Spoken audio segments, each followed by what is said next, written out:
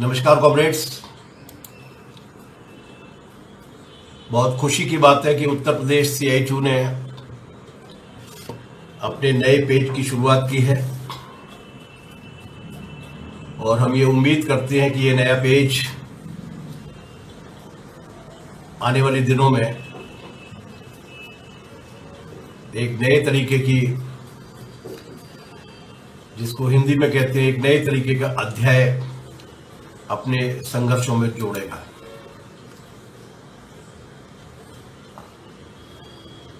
ये पूछने की कोई आवश्यकता नहीं है कि आवाज जा रही है, आवाज जा ही रही होगी। हम लोग ये उम्मीद करते हैं कि आने वाले दिनों में ये जो आवाज सोशल मीडिया के जरिए हमारे मित्रों, साथियों और कॉमरेड्स के पास तक जारी है, वो आवाज पूरे उत्तर प्रदेश के और इस तरीके से पूरे देश भर के मजदूरों के पास भी पहुंचेगी।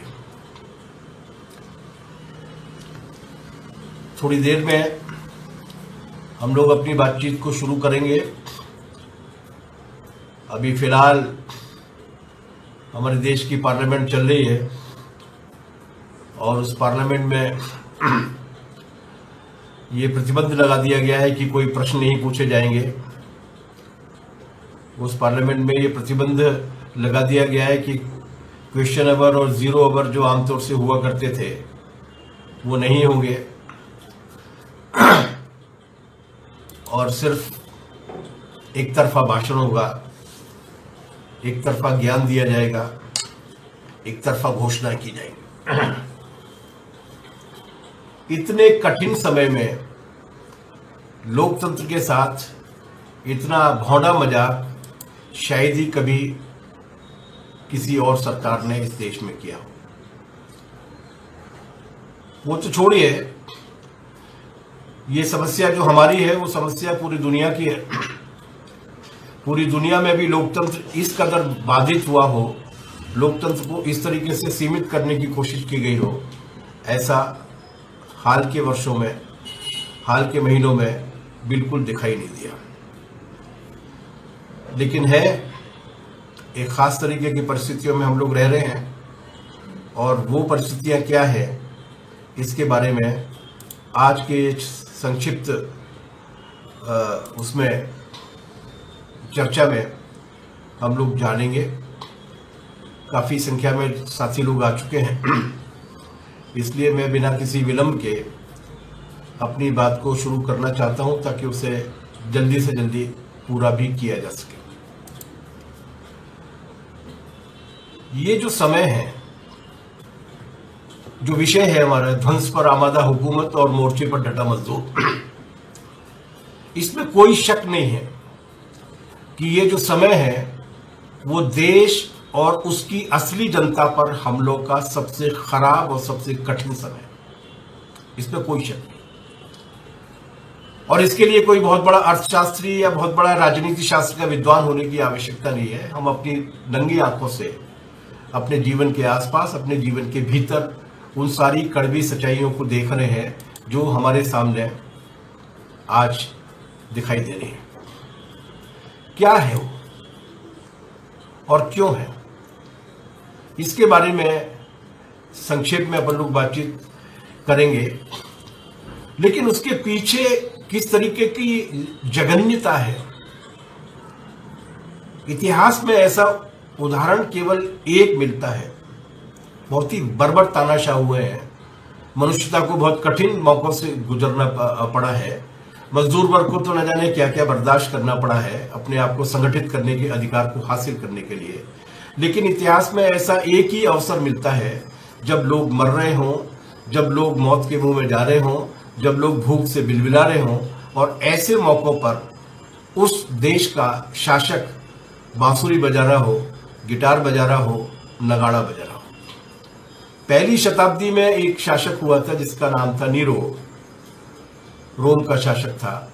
उसने लगभग वही किया था जिसकी पुनरावृत्ति पिछले कुछ वर्षों से हमारे यहाँ पर हो रही है, और खास तौर से कोरोना काल में जो बहुत ही ज्यादा शिद्दत के साथ, बहुत ही ज्यादा निर्लज्जता के साथ करने की कोशिश की गई। 12 मई को प्रधानमंत्री मोदी जी ने जो भाषण दिया था, उस भाषण में बहुत ही हंसते और खिलखिलाते हुए चेहरे, 12 मई मतलब बहुत ही कठिन समय था वो। हमने ऑलरेडी बहुत देरी के साथ लॉकडाउन शुरू किया था, क्योंकि हमें डोनाल्ड ट्रंप की अगवानी करनी थी, अहमदाबाद में नमस्ते ट्रंप करना था, अमरीकियों के साथ अपनी गांठ बांधनी थी। उसके बाद अप्रैल और मई बहुत तकलीफ के दौर थे, जिसके बारे में अपन बात करेंगे। लेकिन उसी दौरान 12 मई को उन्होंने बहुत ही खिले चेहरे के साथ, बहुत ही आश्वस्त के साथ, बहुत ही प्रसन्न भाव के साथ ये घोषणा की थी कि ये जो महामारी है, ये जो आपदा है, इस आपदा को हम अवसर की तरीके से इस्तेमाल करेंगे। और वो किस तरीके से उन्होंने अवसर की तरीके से इस्तेमाल किया है, इसको अगर हम जानने की कोशिश करें तो बहुत ही विस्तार में जाने की बजाय मैं केवल 2-3 पहलू आपके सामने लाना चाहता हूं।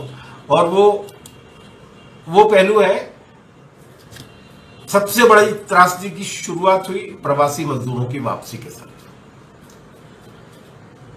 अभी सरकार ने परसों नरसों पार्लियामेंट में जब ये सवाल पूछा गया तो एक अंदाजिया संख्या दी है कि 1 करोड़ 4 लाख के आसपास लोग वापस हुए। हालांकि 1 करोड़ 4 लाख भी कम नहीं होते हैं, लेकिन बाकी की जितनी भी संस्थान है, उन सारी संस्थानों ने जो जानकारी जुटाई है, उस जानकारी के हिसाब से वापस होने वाले लोगों की संख्या 4 करोड़ से अधिक थी, 4.5 करोड़ के आसपास। 4.5 करोड़ लोग देश के एक कोने से दूसरे कोने की ओर जा रहे हैं। किस बुरी स्थिति में जा रहे हैं उसकी कहानी सुनाने की आवश्यकता नहीं है। आप लोगों ने सोशल मीडिया पे वो तस्वीरें देखी होंगी, रास्ते में रेल की पटरी पर सो रहे हैं, एक बंद रेल लाइन पर, वहां पर ट्रेन आती है, उनको कुचलते हुए चली जाती है। मध्य प्रदेश के आदिवासी हैं वो, शहडोल के और अनूपपुर के और कटनी के। आगरा बॉम्बे हाईवे की रोड पे जा रहे हैं और ट्रक आता है, कुचल के उनको चला जाता है। न जाने कितने लोग गर्मी की वजह से, कितने लोग भूख की वजह से मर गए। एक 9 महीने की गर्भवती महिला सड़क पर पैदल चलते हुए बच्चे को जन्म देती है और 1-8 घंटे के विश्राम के बाद दोबारा से चल देती है सैकड़ों किलोमीटर की यात्रा पर। इन तमाम सारी तकलीफों के साथ वो पहुंचे। लेकिन इस पूरे दौर में हमारी सरकार की ओर से राहत वाद तो छोड़िए, मुआवजा तो छोड़िए, अभी पार्लियामेंट में कहा है कि कितने लोग मरे उनको जानकारी नहीं है कितने लोग बेरोजगार हुए उनको जानकारी नहीं है, मुआवजा देने का कोई सवाल ही नहीं है। उनके संबंध में संवेदना का एक शब्द भी हमारी हुकूमत के प्रमुख के मुंह से नहीं निकला। उन्होंने उस असलियत को भी स्वीकार करने के लिए तैयार नहीं थे, जिस असलियत ने पूरी दुनिया को हिला दिया था। इससे बड़ा पलायन, और ये बात मैं पूरी जिम्मेदारी के साथ कह रहा हूं, इससे बड़ा पलायन पिछले 5000-7000 साल की इस देश की सभ्यता में, इस देश के लिखित इतिहास में इससे पहले कभी नहीं हुआ। 2 बार प्लेग की बीमारी आई थी, लाखों की संख्या में, सैकड़ों की संख्या में लोग वहां गए थे, बंबई आधी रह गई थी। लेकिन 4 करोड़ से ज्यादा लोग, यूरोप के कई देशों की मिलाकर आबादी से कई गुना लोग पैदल पैदल चलते हुए जा रहे थे और हमारी सरकार उनको पानी पिलाने, खाना खिलाने या उनके पुनर्वास के सवाल को एजेंडे पर लेने के लिए तैयार नहीं थी, क्योंकि वो उस वास्तविक परेशानी को स्वीकार करने के लिए तैयार नहीं थे, आज भी नहीं। उसके बाद दूसरा सबसे बड़ा असर जो हुआ मेहनतकश जनता के ऊपर, और वो ये हुआ कि अप्रैल, मई, जून, जुलाई, इन 4 महीनों के अंदर 14 करोड़ से ज्यादा रोजगार लोगों के समाप्त हो गए। अभी सरकार ने माना है इस बात को कि 2 से 3 करोड़ लोगों के बीच में वो लोगों की नौकरियां खत्म हुई हैं जो परमानेंट नौकरियों पर काम करते थे, स्थायी कामों में लगे हुए थे। लेकिन ऐसे असंगठित क्षेत्र के अनेकों लोग हैं जिनकी नौकरियां छिन गई, और उनकी संख्या CMIE, जो इस देश की प्रमुख संस्था है, उस संस्था ने बताया कि वो तकरीबन 14 करोड़ के आसपास लोग हैं, और उनमें से 8 करोड़ लोग, 6 करोड़ लोग हमेशा के लिए बेरोजगार हो गए हैं, क्योंकि वो जो काम धंधा करते थे अब उसके दोबारा पुनर्जीवित होने की कोई संभावना नहीं है, क्योंकि इस बीच में बाजार में जो मंदी आई है, लोगों की जेब में जो सिकुड़न आई है उसकी वजह से अब उनको काम मिलने वाला नहीं है, बाजार सिकुड़ गया है। हाल फिलहाल उनके दोबारा से रोजगार पर वापस होने की कोई संभावना नहीं। तीसरा जो सबसे बड़ा हमला हुआ, जो 150 साल के इतिहास में इतने कम समय में, पिछले 6 साल में, और उससे भी कम समय पिछले 6 महीने के अंदर जितना योजनाबद्ध तरीके से, जितना बर्बर तरीके से श्रम कानूनों को खत्म करने के, उन अधिकारों को छीनने का हमला किया गया जो पिछले 150 वर्षों में इस देश के मेहनतकशों ने कुर्बानियां दे देकर हासिल किए थे। आसानी के साथ नहीं मिल गए थे। अंग्रेजों से भी लड़े थे, निजी मालिकों से भी लड़े थे, इस देश की सरकारों से भी लड़े थे। उसके बाद जो कानून हासिल किए थे उन सारे कानूनों को एक झटके में वहां पर योगी आदित्यनाथ ने, यहां पर शिवराज सिंह ने, कहीं पर किसी और ने, इस देश के सारे राज्यों में श्रम कानूनों को स्थगित कर दिया गया। 8 घंटे काम के कानून को 12 घंटे काम के कानून में तब्दील कर दिया गया। न्यूनतम वेतन की गारंटी देने वाला जो कानून था, जो 1946 में बना था, उस 1946 के कानून को भी समाप्त कर दिया गया। अब न्यूनतम वेतन की भी गारंटी नहीं है। हायर एंड फायर के सिद्धांत को सरकारी क्षेत्र में लागू कर दिया गया कि वहां भी अब जो परमानेंट नौकरी मिलेगी वो भी नौकरी संविदा पर मिलेगी, और जो पहले से काम कर रहे हैं उनको भी किसी न किसी तरीके से बाहर निकालकर इस तरीके के लोगों की भीड़ से उसको भरने का फैसला ले लिया। क्या है ये? जब मजदूर के काम के घंटे बढ़ते हैं तो किसको फायदा होता है, इसको समझने के लिए न मार्स होने की जरूरत है, न कीन्स होने की आवश्यकता है, न रिकार्डो को पढ़ने की आवश्यकता है। एक सामान्य ज्ञान की बात है। उन बड़े उद्योग घरानों के लिए लूट का आसान जरिया उपलब्ध कराने की कोशिश की गई उन श्रम कानूनों को खत्म करके। अभी उन्होंने एक और कदम उठाया और वो कदम है निजीकरण का कदम। पिछले 100 साल में अंग्रेजों के जमाने में भी पब्लिक सेक्टर तैयार किया गया था, पोस्ट ऑफिस के रूप में, उस वक्त का जो टेलीकम्युनिकेशन का जरिया था उसके रूप में, डिफेंस के कारखानों के रूप में, ये गवर्नमेंट सेक्टर में हुआ करते थे, रेलवे के रूप में।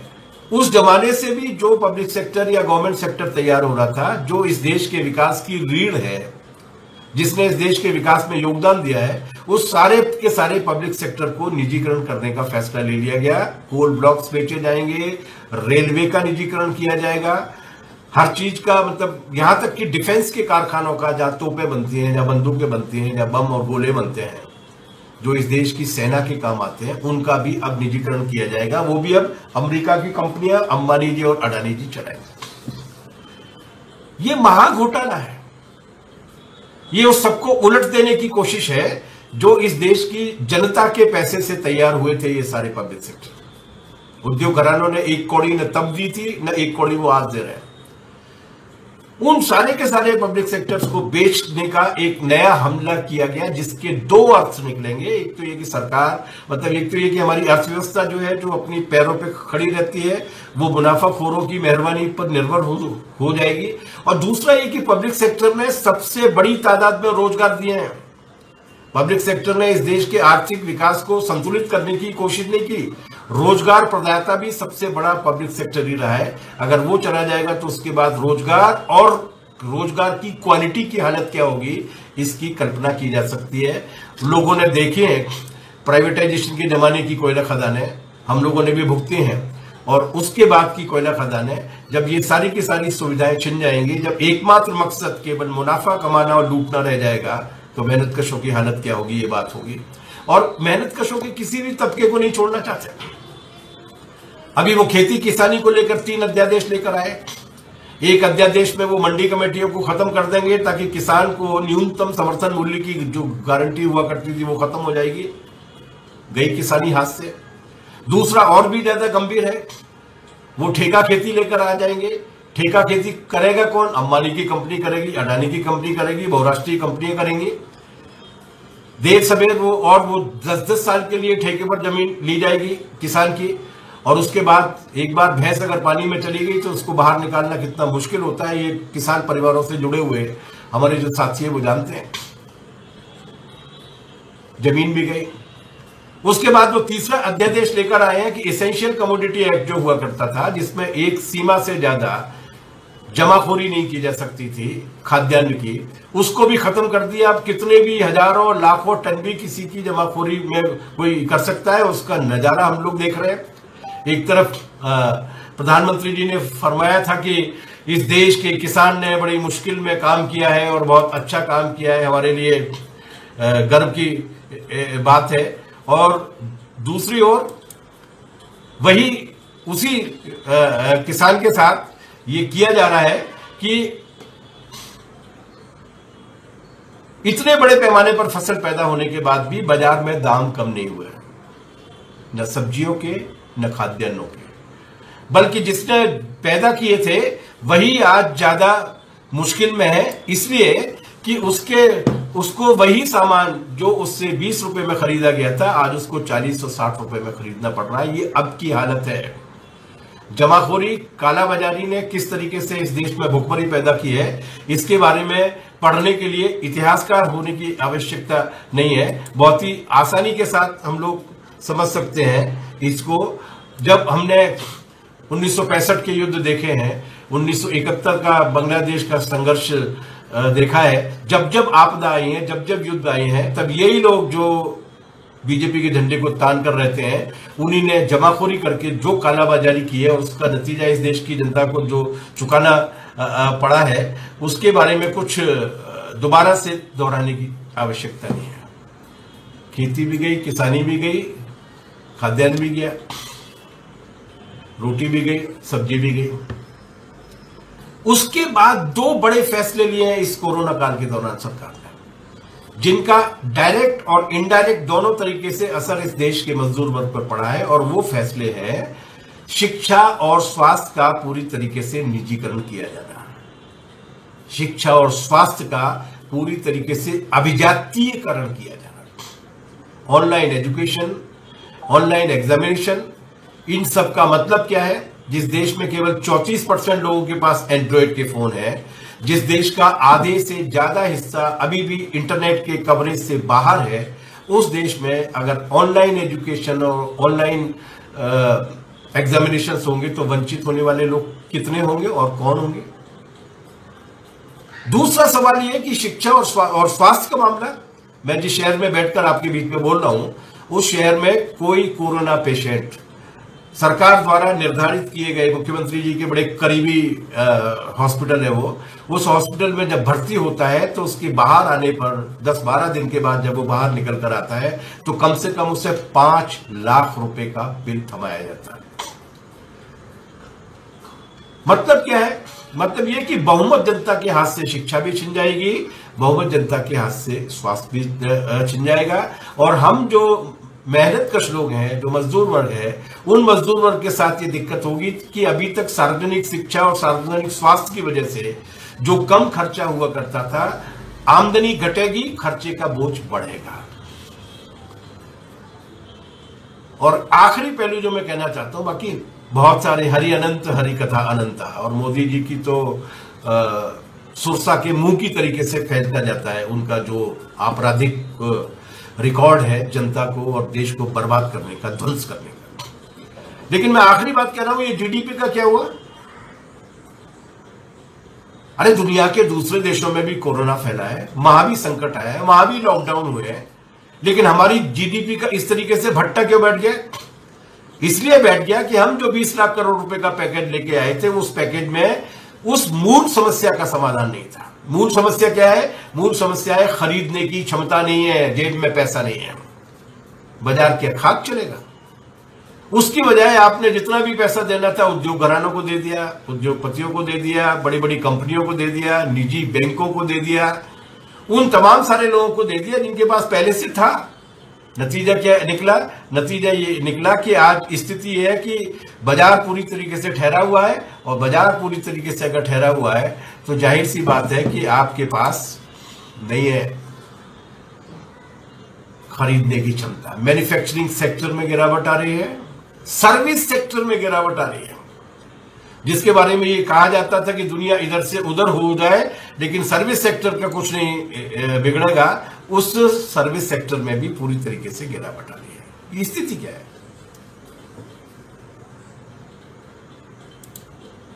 ये केवल कुछ आयाम है जो आयाम ने इस पूरे के पूरे देश की जनता को चिंतित करके रख दिया है। लेकिन एक और साजिश है मित्रों, उसको समझने की आवश्यकता है। मैं 2 मिनट लूंगा आपके। 1991 में जब ये नीतियां लागू की गई थी, जिन्हें आज पूरी बेदर्दी के साथ लागू किया जा रहा है और भी ज्यादा घिनौने तरीके से, उस वक्त दुनिया भर के कॉरपोरेट्स ने ये मिलकर तय किया था सरकारों के साथ बैठकर कि हमें इस दुनिया के लोगों के अंदर ये भाव पैदा करना है कि अब कोई विकल्प नहीं है, there is no alternative, TINA factor. और उस वक्त उन्होंने तय किया था कि किसी भी तरीके की विकल्प की आवाज दिखनी नहीं चाहिए, कोई वैकल्पिक मांगे लोगों के पास पहुंचनी नहीं चाहिए। और उसके लिए उन्होंने जो सबसे ताकतवर औजार है, जो सूचना क्रांति के रूप में इस वक्त पूरी दुनिया में एक भस्मासुर बनकर आया है, वो है मीडिया। उस मीडिया के जरिए उन्होंने कहा था कि नंबर 1, वैकल्पिक नीतियों की बात करने वालों पर वैचारिक हमला करना, उनको अप्रासंगिक बताना, उनको पुराने लोग बताना और ये बताना कि अब इसके अलावा कोई रास्ता नहीं। पिछले कुछ वर्षों में और खासतौर से पिछले 6 महीनों में बहुत योजनाबद्ध तरीके से इस बात का हमला करने की कोशिश की गई है। पूरे के पूरी मीडिया, दो चार अखबार और 2-4 टीवी चैनल्स को अगर छोड़ दिया जाए तो पूरे का पूरे मीडिया को इस बात के लिए झोंक दिया गया है कि वो जो विरोध हो रहा है, जो प्रतिरोध हो रहा है, जो आक्रोश है, जो परेशानियां हैं, जो बेचैनियां हैं, उनके बारे में पूरी तरीके से खामोश रहे, नॉन इश्यूज पर चर्चा होती रहे। 29 ग्राम गांजा पकड़ा गया, इस सवाल को लेकर 10 दिन तक टेलीविजन चैनल चिल्लाते रहे। एक अभिनेता ने आत्महत्या की या उसकी हत्या हुई, इस सवाल को लेकर 2-2.5 महीने तक सारे का सारा मीडिया कवरेज करता रहे। इस बीच में लाखों की संख्या में लोग भूख से मर गए, उस पर बातचीत नहीं होनी चाहिए। और यही वजह है, इसको समझने की आवश्यकता है, यही वजह है कि इस पूरे 6 महीने के दौरान, पिछले दौर में भी और इस पूरे 6 महीने के दौरान जो प्रतिरोध हुए हैं, उन प्रतिरोधों को भी दबाने की कोशिश की गई है। लड़ाइयां कभी नहीं मरती, संघर्ष किसी के चाहने न चाहने के मोहताज नहीं होते। पूंजीवादी माध्यमों के कवरेज से कभी मजदूर आंदोलन या ट्रेड यूनियन आंदोलन आगे नहीं जाते, उनके मोहताज नहीं होते। ये ऑब्जेक्टिव रियलिटीज होती हैं, वास्तुगत हालात होते हैं, जिनकी वजह से एक सीमा से ज्यादा अगर किसी स्टील के बहुत मजबूत एक बड़े बक्से में भी हवा अगर भरी जाएगी तो एक सीमा से ज्यादा अगर हवा भी भर जाती है तो भी वो फूट जाता है। ये तो मनुष्य समाज है, एक सीमा से ज्यादा बर्दाश्त नहीं करता। घुटन है होगी तो छटपटाना तय है, और छटपटाहट अगर होगी तो उनका आंदोलन और संघर्ष का रूप तय करना है, होना तय है। दुनिया भर में हुए हैं, आज भी हो रहे हैं। हम भारत की बात करेंगे कि क्या हुआ। प्रतिरोध कम नहीं हुए हैं, इस बीच में प्रतिरोध बढ़े हैं। वो चैनल्स में नहीं दिख रहे, अखबारों में नहीं दिख रहे, लेकिन प्रतिरोध बढ़े हैं। मैं कुछ प्रतिरोध आपको बता रहा हूं कि जो मैं कुछ आंकड़े बता रहा हूं, क्योंकि हम मोदी जी की तरीके से हाँकने या फेंकने में विश्वास नहीं करते, आंकड़े में विश्वास करते हैं। सबसे पहला प्रतिरोध अप्रैल मई में हुआ। मैंने कहा भारत का सबसे बड़ा पलायन था वो, लेकिन दुनिया का सबसे बड़ा मौन सत्याग्रह था। करीब 4.5 करोड़ लोग, महिला, बच्चे, पुरुष, हजार 1200 किलोमीटर दूर पांव पांव चलकर अपने घर गए। 1.5 महीने तक ये प्रतिरोध चला। भले ही नेता लोग नहीं बोले, लेकिन पूरे देश और दुनिया की जनता ने देखा। करीबन 1 महीने तक उनके टीवी चैनल्स नहीं बोले, पर बाद में जब उन्हें लगा कि इतना बड़ा प्रतिरोध है तो उनको भी कवरेज करने के लिए आना पड़ा। अखबार इसकी खबर छुपाते रहे, लौटने वालों पर दोष लगाते रहे कि इन्हें लाल झंडे वालों ने अफवाह फैलाकर वहां से भगाया है, लेकिन वास्तविकता सामने आई। एक बहुत बड़ा प्रतिरोध था, ये भी एक विरोध था, ये भी एक तरीके की महाहड़ताल थी। अपने अपने काम को छोड़कर आना कि हमें नहीं करना यहां पर काम, क्योंकि तुमने जो वादे किए वो वादे नहीं हुए पूरे। उसके बाद जून के महीने के बाद खास तौर से संगठित आंदोलनों ने तेजी पकड़ना शुरू कर दी। अप्रैल मई में भी आंदोलन हुए, लेकिन जून के महीने के बाद तेजी पकड़ना शुरू कर दी किसान मजदूरों की। और इन आंदोलनों की खास बात यह थी कि मजदूर अकेले लड़े, जिनके पेज से मैं बोल रहा हूं, माफ कीजिएगा, वो centre of Indian trade union अकेले भी लड़ी। वो centre of Indian trade union ने इस देश की सारी ट्रेड यूनियंस को संगठित करके संयुक्त रूप से भी लड़ाई लड़ी। और इतना ही नहीं, बल्कि ट्रेड यूनियन आंदोलन और किसान आंदोलन के बीच में भी एक गठबंधन तैयार हुआ और मजदूर किसानों ने भी मिलकर लड़ाई लड़ी, जिन लड़ाइयों में बाद में महिला संगठन, विद्यार्थी संगठन, वैज्ञानिकों के संगठन, बुद्धिजीवियों के संगठन भी शामिल हुए। ये अभी 5 और 15 सितंबर के दिन न केवल ट्रेड यूनियन और किसानों की कार्रवाइयां थी, बल्कि महिला समिति ने भी, विद्यार्थियों ने भी बहुत बड़े पैमाने पर कार्रवाई की और इस महीने में और भी कार्रवाइयां होने वाली हैं। ये कितनी विराट कार्रवाइयां थी, इसका मैं एक उदाहरण आपको देना चाहता हूं। जिनसे डरी हुई है सरकार, जिनकी वजह से वो तमाम सारी तिकड़में लेकर आ रही है, तमाम सारा उन्माद पैदा करने की कोशिश कर रही है। 9 अगस्त 1942 को इस देश की जनता ने एक महान लड़ाई लड़ी थी, जिसका नाम था भारत छोड़ो आंदोलन। 9 अगस्त 2020 को इस देश की जनता ने कॉर्पोरेटो भारत छोड़ो, देश तोड़ने वाले भारत छोड़ो के नाम पर जो कार्रवाइयां की थी, जो किसी बड़े टीवी चैनल को दिखाई नहीं दी, किसी अखबार को दिखाई नहीं दी, वो कार्रवाइयां इस देश में 1,95,593 स्थानों पर हुई थी। 1,95,593 प्लेसेस पर हुई थी वो कार्रवाई।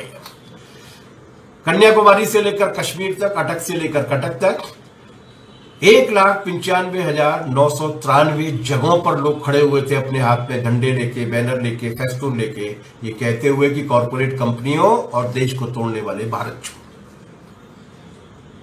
जैसे मैंने कहा कि वो जो पैदल मौन मार्च था, वो बड़ी कार्रवाई थी, विराट प्रतिरोध था, उसी तरीके से इतनी जगहों पर एक साथ विरोध कार्रवाइयां होना भी एक ऐसा विराट संगठित प्रतिरोध था जो भारत के इतिहास में इससे पहले कभी नहीं देखा। तो लड़ाई बंद नहीं हुई है, लड़ाइयां जारी हैं। 16 मई को किसानों ने जो कार्रवाई का आह्वान किया गया था, किसानों की आंदोलन को लेकर AIKSSC की ओर से, वो 240 जिलों में लगभग 40,000 स्थानों पर कार्रवाई। 234 किसान संगठनों के साझे संगठन ने 27 मई को दोबारा विरोध कार्रवाई का आह्वान किया। वो कार्रवाई भी लगभग 250 जिलों में हुई पूरे देश भर में। और 19 जून को किसान सभा, C2, खेत मजदूर यूनियन को के आह्वान पर जो कार्रवाई हुई थी, वो देश के 228 जिलों में हुई। अब हम ताजे आंदोलन देख लें। 9 अगस्त की मैंने आपसे बात की, सिर्फ जुलाई के बाद की आंदोलन अगर हम देख लें तो 7-8 अगस्त को वो जिनके बारे में कल सरकार ने कहा है ना कि स्वास्थ्य सेवा में लगे हुए डॉक्टर, आशाकर्मी, आंगनवाड़ी कार्यकर्ता, मेडिकल प्रोफेशनल्स, कितने लोगों की मौत हुई, सरकार ने कहा हमारे पास कोई आंकड़ा नहीं है। उनकी जो सबसे बड़ी बुनियाद है, जो आशा कर्मियों के रूप में जानी जाती है, आशा सहायिकाओं के रूप में जानी जाती है, उन्होंने 7-8 अगस्त को देश भर में हड़ताल की थी, अपनी सुरक्षा के लिए, अपने बीमे के लिए, अपनी दूसरी मांगों को लेकर। हरियाणा में यह हड़ताल और भी लंबी चली थी। मध्याह्न भोजन का काम करने वाली जो भोजन माताएं हैं, उनकी भी हड़ताल हुई। और कोयला उद्योग में तो 2 से लेकर 4 जुलाई तक 3 दिनी हड़ताल में करीबन 5.5 लाख मजदूर शामिल हुए, जिसके दबाव में सरकार को फिलहाल, चोर चोरी से जाएगा लेकिन हेराफेरी से नहीं जाएगा, फिलहाल सरकार ने यह घोषणा की है कि वो अभी कोल ब्लॉक्स को आवंटित करने के काम को फिलहाल रोक रही है। उन्होंने निजीकरण के उस खतरनाक फैसले के खिलाफ संघर्ष किया 2 से लेकर 4 जुलाई तक।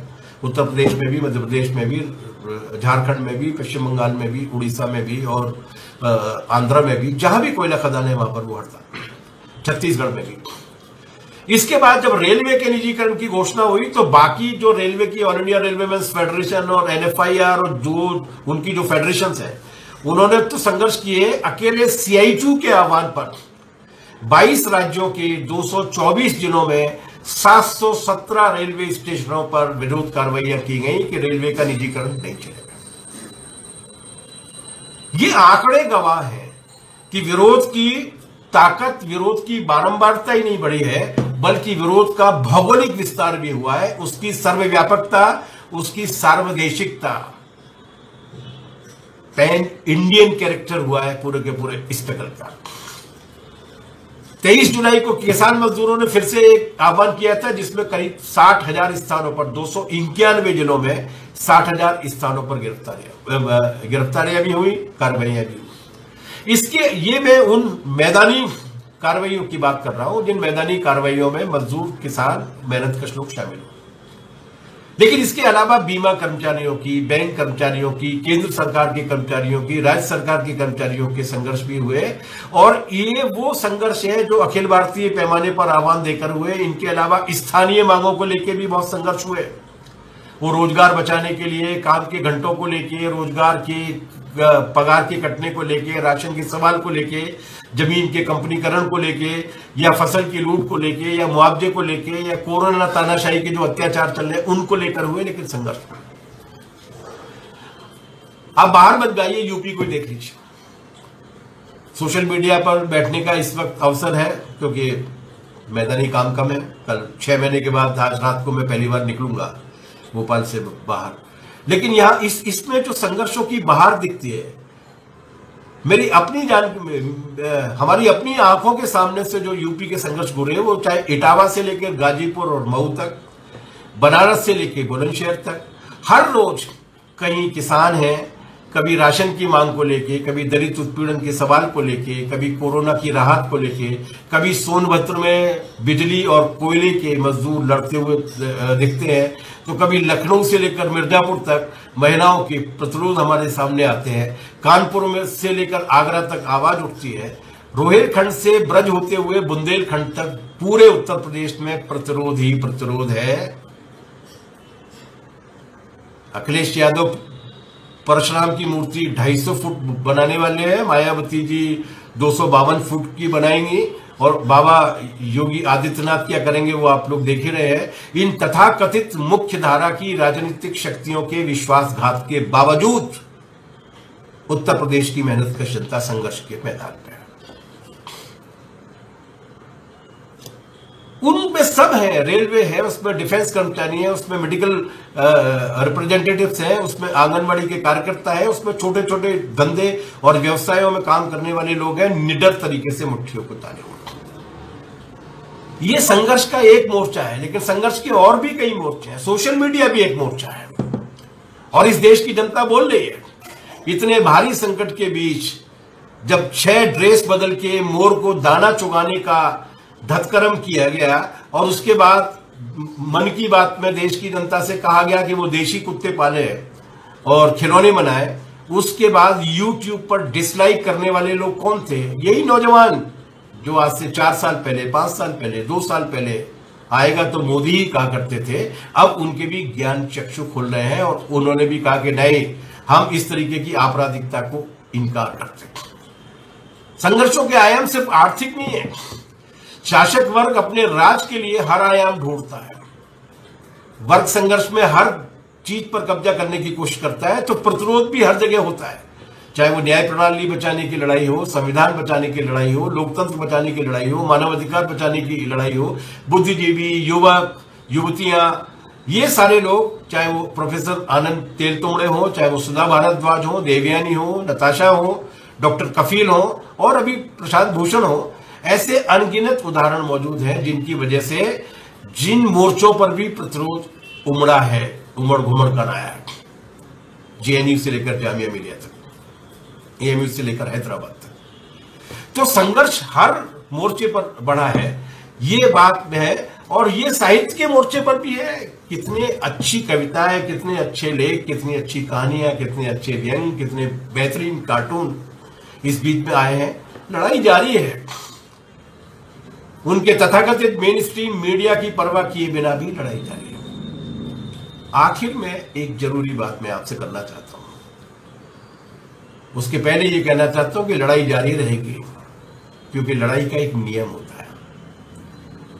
एक सीमा से ज्यादा लोग बर्दाश्त नहीं करते, सहन नहीं करते, और यहां सारी सीमाएं लांघी जा चुकी हैं। प्रतिरोध होगा, विरोध होगा और वो एक महासंघर्ष के रूप में निकलेगा, जो पहले आर्थिक सवालों को लेकर चलेगा, सामाजिक सवालों को लेकर निकलेगा, उसके बाद राजनीतिक निहितार्थों तक भी पहुंचेगा। जो जरूरी बात मैं कहना चाहता हूं कि ये एक विशेष तरीके का समय है भारत, और विशेष समय का ये कि ये सिर्फ पूंजीवाद नहीं है, वो तो है ही। ये सिर्फ दरबारी पूंजीवाद नहीं है, क्रॉनी कैपिटलिज्म नहीं है, वो तो है ही। ये एक पूंजीवाद की ज्यादा, जैसे कहा जा रहा है ना कि पहले निपा आया था, उस निपा वायरस का एक म्यूटेटेड वर्जन आया है जिसको कहा गया कोविड-19।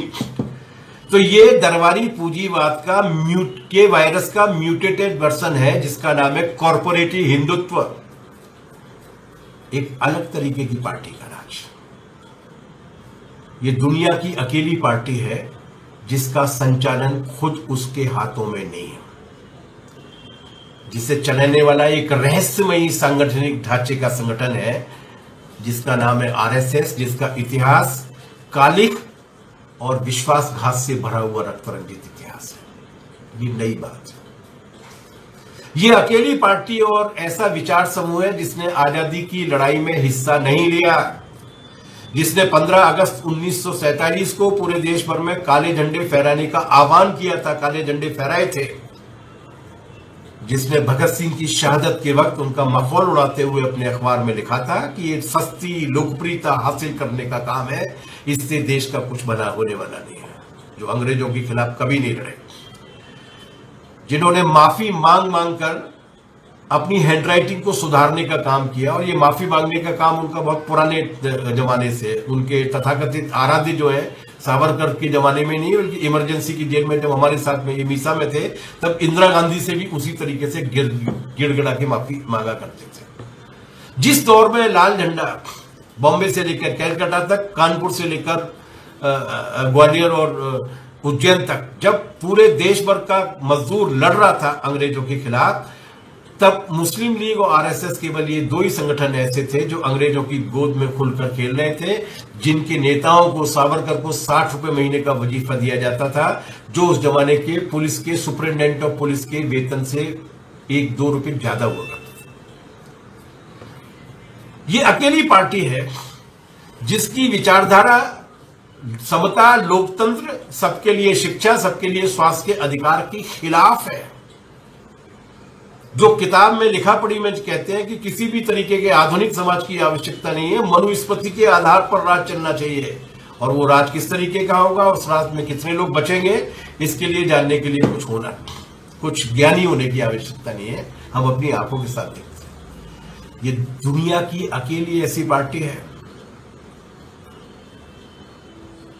जो किसी और देश को शत्रु नहीं मानती, अपनी ही जनता को शत्रु मानती। इनके नेता 24 घंटे में से 23 घंटे 55 मिनट अपने ही देश की जनता को गरियाते हैं, चाहे वो धार्मिक आधार पर दूसरे धर्मों को मानने वाले लोग हों, चाहे वो वर्ण और जाति के आधार पर दलित, शूद्र और आदिवासी हों, चाहे वो गरीब लोग हों, ये उन्हीं को गरियाते हैं। 4.5 करोड़ गरीबों के पैदल लौटते वक्त इनके चेहरों पर जो नफरत थी वो इसलिए थी कि ये गरीब को कंटेम्प्ट के रूप में देखते हैं, इसे नागरिक मानने के लिए तैयार नहीं। ये अपनी ही देश की जनता को दुश्मन मानते हैं, इसीलिए जितने भी फैसले 6 महीने में लिए गए वो अपने ही देश की जनता के पैरों में बड़ी डालने वाले लिए गए। और ये जो नाटक चल रहा है दिल्ली दंगे के नाम पर, उसमें भी उनकी सारी साजिशें जो वो अपने ही देश की जनता के विरुद्ध है। इतिहास से उनका कोई रिश्ता नहीं है, लेकिन इतिहास को बदलने की कोशिश कर रहा है। मैं उस विषय पे विस्तार के साथ में नहीं जाऊंगा, क्योंकि मैंने ये सोचा था कि आज मैं बहुत संक्षिप्त बोलूंगा और मेरे 40 मिनट लगभग हो चुके हैं, इसलिए मैं उन पर नहीं जाऊंगा। लेकिन इनको ये समझने की आवश्यकता है कि इनसे ज्यादा झूठा, इनसे ज्यादा लबाड़, इनसे ज्यादा फर्जी और पाखंडी कोई और संगठन दुनिया में नहीं। ये डोनाल्ड ट्रंप की रिपब्लिकन पार्टी भी इनकी तुलना में काफी साफ सुथरी नई धोई लगती है। किस तरीके का फर्जीवाड़ा करते हैं, ट्रेड यूनियन आंदोलन में काम करने वाले साथी लोग जानते होंगे। इन्हीं के संगठन थे ये बीएमएस वगैरह टाइप के, स्वदेशी आंदोलन चलाया करते थे। स्वदेशी और वो स्वदेशी आंदोलन सरकार में पहुंचने के बाद कहां पहुंच गया? सब्जी, हल्दी और मिर्ची बेचने से लेके डिफेंस के कारखानों और रेलवे तक और कोयले तक और फार्मा सेक्टर में, हेल्थ सेक्टर में, एजुकेशन सेक्टर में, सभी जगह पर 100% FDI कौन लेके आई? इन्हीं स्वदेशी का जाप करने वालों की सरकार लेके आई। इनका राष्ट्रवाद भी, फर्जी राष्ट्रवाद भी पाखंड है। पूरा देश इनके साथ खड़ा हुआ है। बातचीत करो, मसला निपटाओ, युद्ध को तक न पहुंचे बात, लेकिन जनता को बताओ तो सही कि गलवान घाटी में क्या हुआ, पेंगोंग की झील में क्या लड़ाई चल रही है। कल उन्होंने कहा 100-200 राउंड हवाई फायर हुए फिंगर 3 और फिंगर 4 पर। वहां की पहाड़ियों का नाम है फिंगर 3 और फिंगर 4। फिंगर 5 और फिंगर 6 कहां गई? डोकलाम में क्या हुआ? अपनी ही देश की जनता को विश्वास में लेने के लिए तैयार नहीं है। गोलमोल बात करेंगे, गोलमोल बात करेंगे, उन्माद पैदा करेंगे, बिना किसी सत्यता को ले जाएंगे। इनसे ज्यादा फर्जी राष्ट्रवाद वाला पाखंडी कोई नहीं है। अमेरिका की चाकरी करने के लिए तैयार है। झगड़े की जड़ क्या है? झगड़े की जड़ यह कि आप लाल सागर में जाएंगे, अमेरिका और जापान के साथ उनके जूनियर पार्टनर बनके किसी दूसरे देश के खिलाफ लड़ने के लिए। भारत की विदेश नीति ये कभी नहीं रही। मैं विदेश नीति पे बोल नहीं रहा, लेकिन विदेश नीति के बारे में जानना जरूरी होता है। भारत की विदेश नीति कभी नहीं रही। और भारत की तो छोड़िए, पिछले 150 साल में, 200 साल में, अमेरिका को बने हुए 500 साल हुए हैं, पिछले 150-200 साल में ऐसे एक देश का नाम बता दीजिए जिस देश ने अमेरिका के साथ अपनी गांठ बांधी हो और उसके बाद उसका विकास हुआ हो या वो बच पाया हो। अपने पड़ोसी को देख लीजिए, पाकिस्तान। अमेरिका के साथ जाकर कोई बचता नहीं है। अमेरिका की जनता जिन चीजों का विरोध कर रही है वो भी काम करने के लिए तैयार है। तो ये जो स्थिति है, इन स्थितियों को समझना होगा और इन सब के खिलाफ लड़ना होगा। और इनका कोई न धर्म के साथ रिश्ता है, न संस्कृति के साथ रिश्ता है, न भारतीय दर्शन के साथ रिश्ता है। इनके पास कोई नहीं है। इनके पास केवल रामदेव है, इनके पास केवल आशाराम है, इनके पास केवल चिन्मयानंद है, इनके पास गुरमीत राम रहीम है। इनके पास इस देश की धार्मिक परंपरा का भी कोई सदाचारी विचारक या धार्मिक पंथ परंपरा वाला व्यक्ति नहीं है। जैसे उनके साथ है वैसे ही वो है। लेकिन अगर ये निजी प्रश्न होता तो शायद हमें चुप भी रह जाते हैं, लेकिन ये देश का सवाल है। इसलिए जो मैं कहना चाहता हूं, निवेदन करना चाहता हूं कि लड़ाई खतरों के दोनों आयामों से एक साथ लड़नी होगी। मैं एक रूपक दे रहा हूं आपको कि आप देश की नाव जो है वो नदी की भंवर में फंसी हुई है। उस नाव में छेद भी कर दिया गया है लोगों की एकता को उन्माद में भड़काने के जरिए। पानी भी बढ़ रहा है। ऐसे में एक मगरमच्छ हम पे हमला करता है कॉरपोरेट की लूट के रूप में, निजीकरण के रूप में, श्रम कानूनों की समाप्ति के रूप में, 3 अध्यादेशों के रूप में, नौकरी छीनने के रूप में, प्राइवेटाइजेशन के रूप में। हमें उस मगरमच्छ से लड़ना होगा पूरी तरह से। लेकिन केवल मगरमच्छ से लड़ने से बचने वाले नहीं है। मगरमच्छ से लड़ने के जरूरी काम को करते हुए हमें उस नाव के छेद को भी मूदना होगा ताकि नाव में पानी न भरे और मगरमच्छ को हराने के बाद भी हमारी नाव डूब न जाए। इसको कहते हैं हिंदुत्व का खतरा। उससे भी लड़ना पड़ेगा, वैचारिक रूप से भी लड़ना पड़ेगा। उसके झूठ के खिलाफ, उसकी अफवाहों के खिलाफ, उसकी अवैज्ञानिकता के खिलाफ भी लड़ना होगा। छेद भी मूदना होगा, उनसे भी लड़ना होगा और इसी के साथ अपने पूरे कौशल के साथ उस भंवर को पार करते हुए किनारे भी लगना होगा। और ये काम केवल मजदूर वर्ग कर सकता है। वो मजदूर वर्ग जो बैंकों से लेकर डिफेंस में काम कर रहा है, रेलवे से लेकर मेडिकल रैप के रूप में काम कर रहा है, कोयला खदान से लेके ठेला चलाने और सब्जी बेचने का काम कर रहा है, केवल मजदूर वर्ग कर सकता है। कैसे कर सकता है? राहत इंदौरी साहब का एक शेर है, तूफानों से आंख मिलाओ, सैलाबों पर वार करो।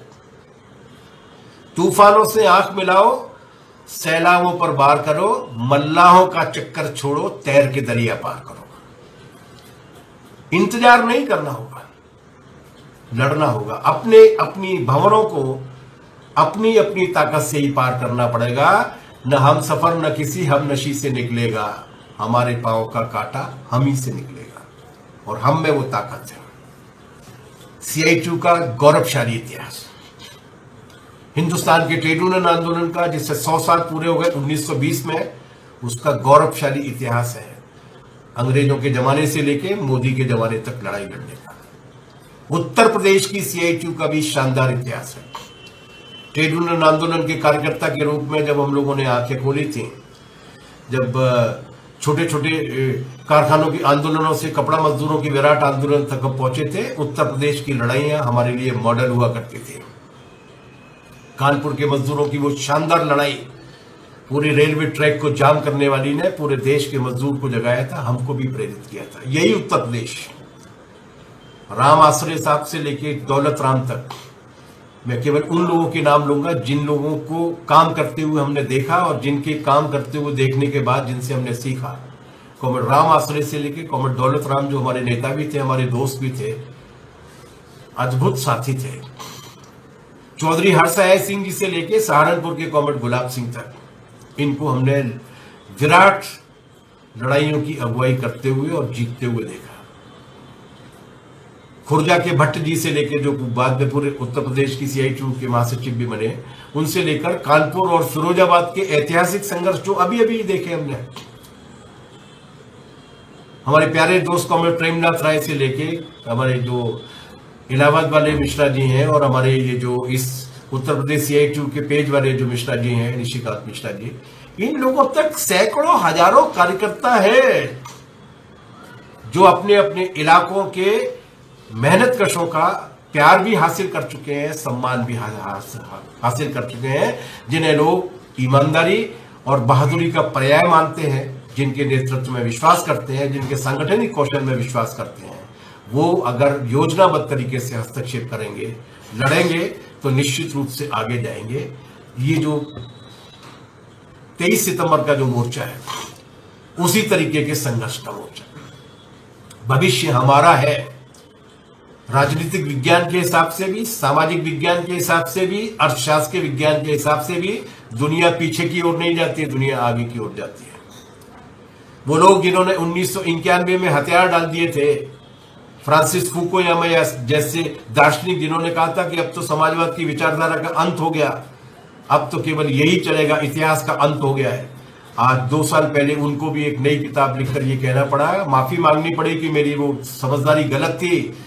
अब अगर मनुष्यता को बचाना है, दुनिया को बचाना है, पृथ्वी को बचाना है, तो केवल एक ही रास्ता है, और वो रास्ता है समाजवाद का रास्ता, जिस रास्ते को लेकर CITU चलती है। संघर्षी रास्ता। भविष्य हमारा है, लेकिन भविष्य संघर्ष की कोख में है, और वो संघर्ष जारी है। 23 सितंबर के दिन वो संघर्ष एक नए आयाम के साथ आएगा, और उसके बाद संघर्ष और तेजी के साथ बढ़ेगा। उस संघर्षों के लिए हार्दिक शुभकामनाओं सहित मैं ये विश्वास करता हूं कि CITU उत्तर प्रदेश का ये पेज उत्तर प्रदेश के मजदूर वर्ग को पूरे देश और दुनिया के हालात से अवगत कराने के लिए और उनकी आवाज बनने के रूप में एक बड़ी ताकत के रूप में उभरेगा। बहुत बहुत शुक्रिया, थैंक यू वेरी मच, धन्यवाद, आभार, लाल सलाम, इनकलाब जिंदाबाद, दुनिया के मजदूरों एक।